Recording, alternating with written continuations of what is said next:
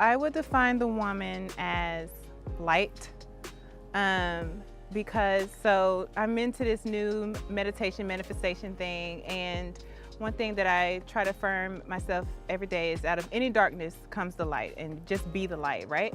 So we're literally here because of women. This earth is populated because of women. Life passes through us. The man implants it in us and it passes through us. And so out of whatever darkness is going on in the world, in our nation, in our country, in our home, women have the power to bring light into the situation because we're bringing life into the world. And I think it's beautiful. I can't speak for a man, but as a woman, especially as a Black woman, I feel like I always have to prove myself, right? But if I put myself in safe spaces, if I put myself in environments where I am already loved, where my womanhood isn't challenged, then bringing light to situations aren't necessarily that challenging as if I put myself or keep myself in environments or spaces or situations where I have to fight to show my light. So my womanhood is just knowing what spaces and environments to be in, where I'm celebrated, and to celebrate those spaces and environments and people back.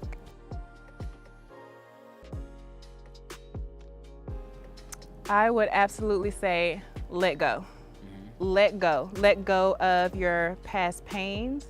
Let go of your preconceived notions of what your life should be. Let go of things that may be holding you back. Because it's when we let go of what we think our lives could be, we could be out here thinking we have this huge goal and it's a crumb compared to the cake that our life is meant to be. Like, God is over here trying to give us a cake and we're going after crumbs thinking we're, doing something because we're holding on to what we think life should be so bad. So I would say let go and spend time with yourself, meditate, because you don't know who you are, right? Like, if your work may be influenced by other people and you don't even know it because we're always at work, we're always with our friends, we're always with family. But how much time do we spend alone and getting to know ourselves? And if we spend time alone, let go of everything around us and spend time alone and get to know yourself, then you may see that what you've been putting out there isn't really your voice. It's social media's voice. It's your homeboy's voice. It's your boyfriend's voice. It's your parents' voice. Get to know your voice. Spend time alone, meditate, let go, and get to know who you are.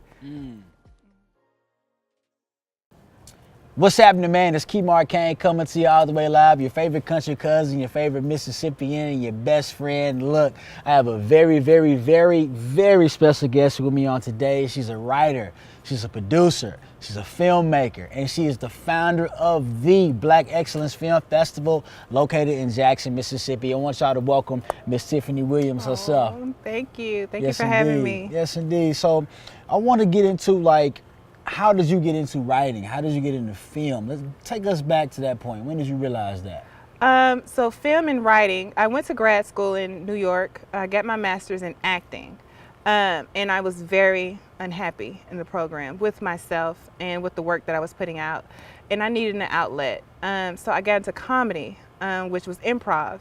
And that led me to sketch writing. I took sketch writing classes. So they gave me all these scholarships, UCB, Upright Citizens Grade, and they taught me how to write sketches. And from there, I'm like, oh, my voice is better on paper than I think it is in person or in a room. Wow. And that's where I gained the confidence to start writing. And then I transferred those skills into actually writing screenplays. And that's where I wrote my first screenplay. And I was like, I'm just going to produce this one. Like, why wait? You know what I'm saying? Like, I have other things that I've written, but I wanted to produce that one. So that's how I got into writing and filmmaking, is being unhappy with acting solely. Wow. So you said your voice was better on paper than it was pretty much on screen. What was the first screenplay about? What was the name of it? So my first screenplay is called Election Day. It's a short film. It's based on true events. I wrote Election Day based on a sexual assault that happened to me on the way to vote on Election Day in 2016. And I needed to process that and get that out of my system in better ways than I was getting it out. I wasn't coping in the right ways. So I was like, let me cope in the way where I know how, I know art. So I wrote that screenplay and I produced that. And yeah, we just go through the life of a woman who was on her way to vote on the presidential election of 2016, and we see her sexual assault on the train on her way, and we see her vote anyway, despite of that. Wow. And you're sharing this at different screenings. You've been to multiple screenings with this film. I have. You've also debuted it in Jackson, Mississippi with the Black Excellence Film Festival. Yeah. How hard was it to, one, write that and then to also act in it, to kind of reenact those things?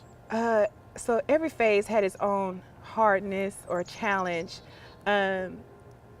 Every part of it was hard. Writing it was hard, but then I got over that. Acting in it was really hard, but then I got over that because I had to direct it. Showing it for the first time was hard, but I got over it. So it's like everything I've done for this film and with this film has been hard, but the feedback and the result of doing it has made it better. And my support system, right? My friends and family.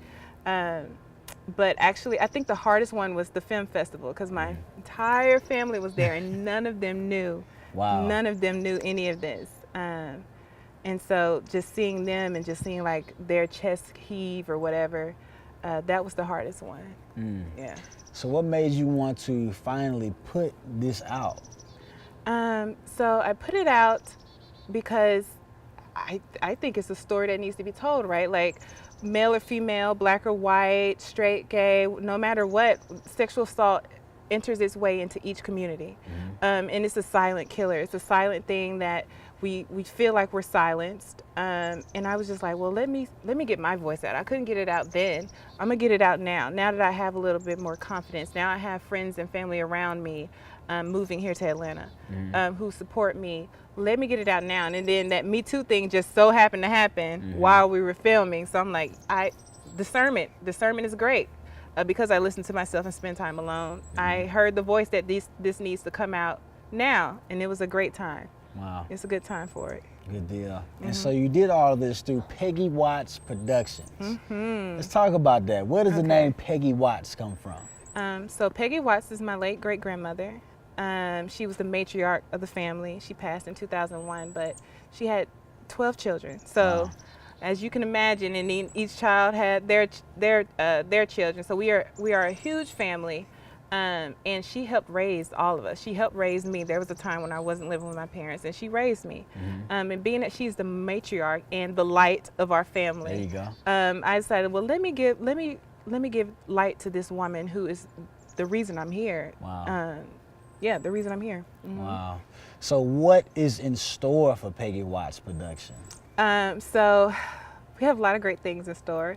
So I'm partnering with the city of Jackson to bring more like cultural film things to Jackson. We want to keep millennials there, and we want to bring millennials to Jackson.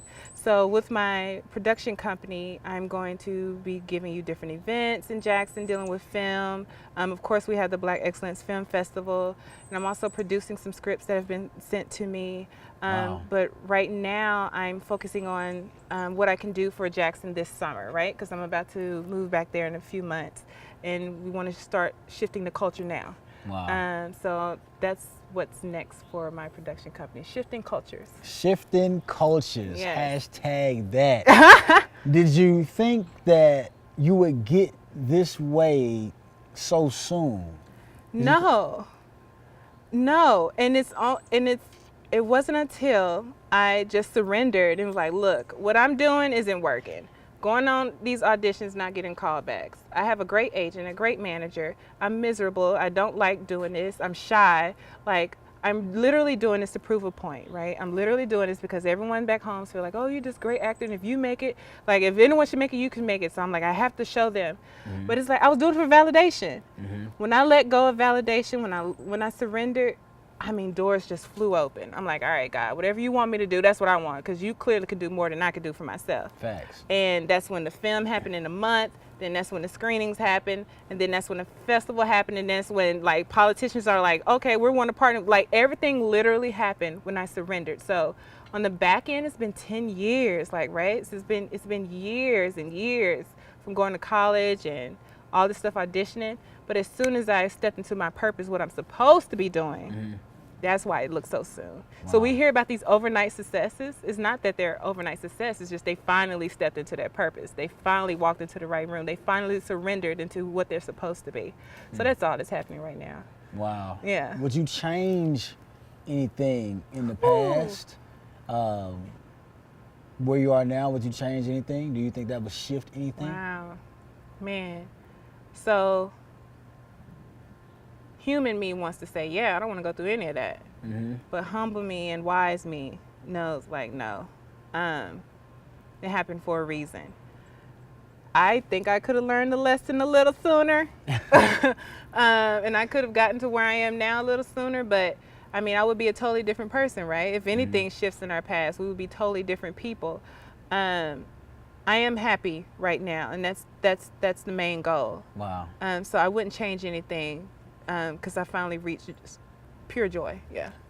So we talked about the Black Excellence Film Festival. Yes. We talked about Peggy Watts production and the meaning behind it all. I heard you say something about your friends, right?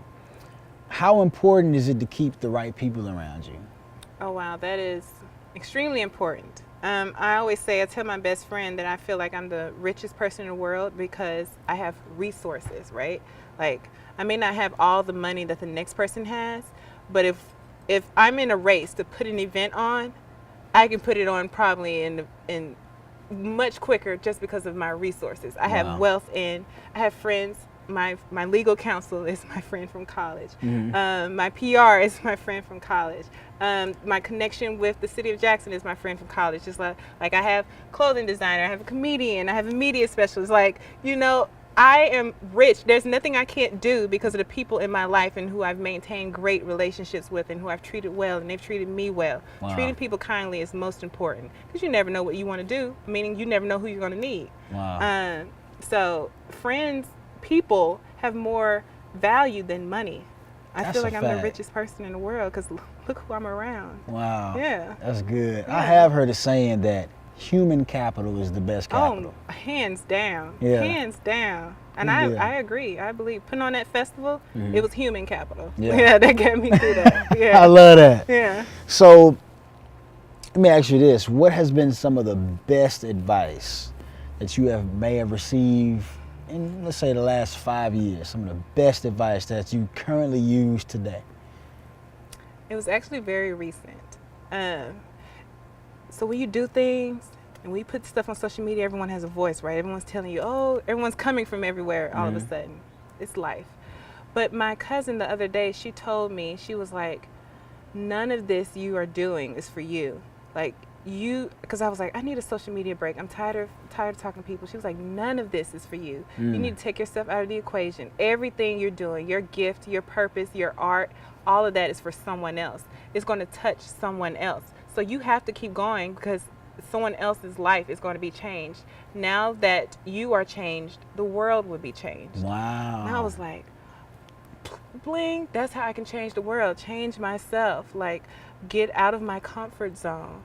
It's not about me. This isn't for me. I mean, it's great. I'm happy to be a vessel, but none of this is for me. Wow. It's for someone else. It's the domino effect. No telling who's it's going to touch and inspire and so on and so on. So I'm stepping out of my comfort zone, getting out of my own way, and knowing none of this is about me. Wow. Once you change, the world changes. Yes. I like that a lot. What I want you to do now is look into that camera. And I want you to say whatever's on your heart to whatever young lady is watching this right now. Any advice that you would share with them, you know, anything from the heart. Hello, women. To you, I would say, just believe in yourself, right? And I know we hear that, it seems so cliche, but believe in your ability to change. If you are unhappy with the way you are, if you are unhappy with the way life is right now, don't believe that it will change. Believe that you can change it, and that will inspire you to change your circumstances. That will inspire you to put up one more push-up. That will inspire you to go ahead and forgive him or her. If you believe you can do it, because a lot of time we sit in pain because we don't believe we can get out of pain. Wow. But if you believe that you can get out of the pain, then you can believe that you can be the light. You could change yourself. You could change, and then essentially the world. So just believe and keep going. Believe and keep going. Look, it's been a great conversation here with Miss Tiffany Williams. Once again, it's Kemar Kane coming to you all the way live. Your favorite country cousin, your favorite Mississippian, and your best friend. You have just watched another episode of Working Woman Wednesday with the beautiful and beautifully talented Miss Tiffany Williams. Thank you. See y'all next trip.